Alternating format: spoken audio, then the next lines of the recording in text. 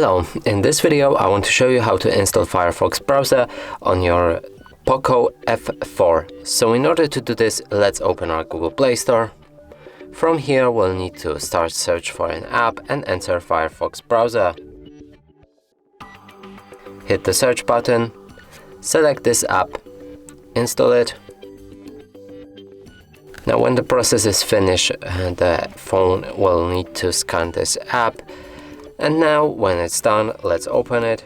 From here we can begin customization, so you can change the theme, pick your toolbar placement, adjust always on privacy settings, synchronize Firefox between other devices by signing up right here, read the privacy notice, and when it's all done, click on start browsing. Here open any website, and as you can see it works perfectly. And that's it for this video. Hope you like it. Please consider subscribing to our channel, leave a like and a comment below.